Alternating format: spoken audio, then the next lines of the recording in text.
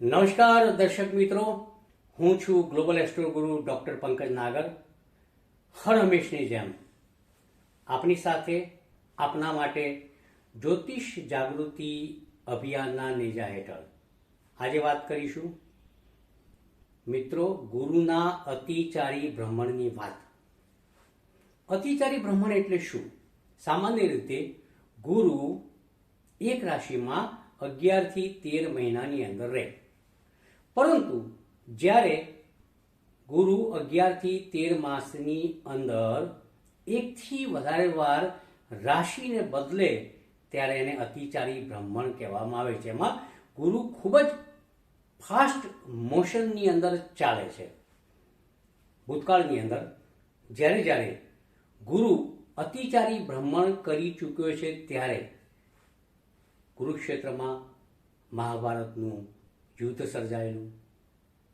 Independence day 15મી August 1947 પહેલાં પણ એક આઝાદી માટેનો લોહિયાળ જંગ ખેલાયેલો, જેવી રીતના મહાભારતની અંદર પણ એક લોહિયાળ જંગ ખેલાયેલો, સેકન્ડ વર્લ્ડ વોર. આ વખતે પણ ગુરુનું અતિચારી ભ્રમણ હતું, એ વાત નિર્વિવાદ છે.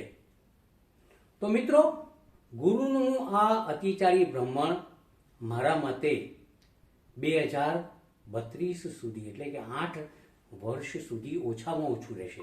પરંતુ વાત કરીએ આજે આપણે માત્ર ને માત્ર મે 2025 થી જૂન 2026 દરમિયાન ગુરુ જ્યારે રાશિ બદલશે.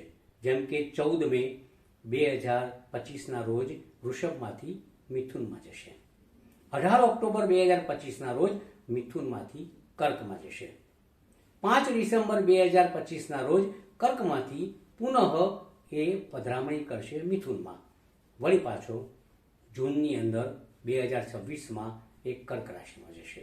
એટલે આ ગુરુનું અતિચારી ભ્રમણ થયું.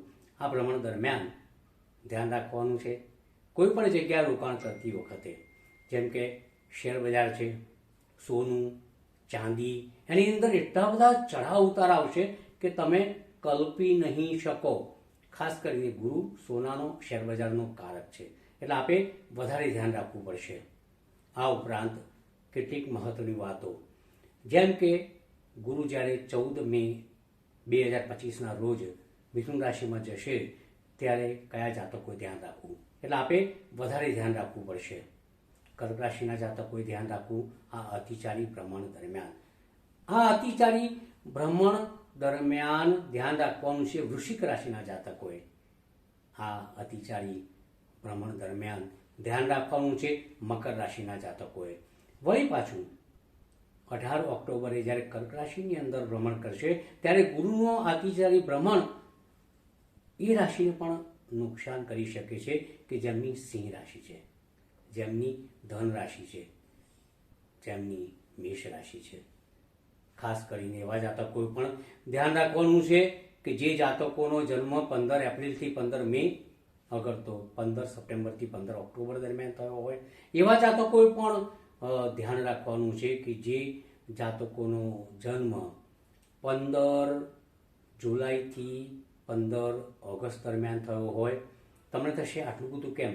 પરંતુ ખરેખર તમારે અહીંયા ગુરુના અતિચારી ભ્રમણ દરમિયાન ગુરુથી થતા નુકસાનમાં ધ્યાન રાખવું પડશે. ગુરુ આમ તો શુક્ર છે, પરંતુ જ્યારે અતિચારી બને ત્યારે એ અત્યાચારી બને છે. તો મિત્રો, મેં કહ્યું એ પ્રમાણે ગુરુના અતિચારી ભ્રમણ દરમિયાન ખાસ ધ્યાન રાખજો. નમસ્કાર.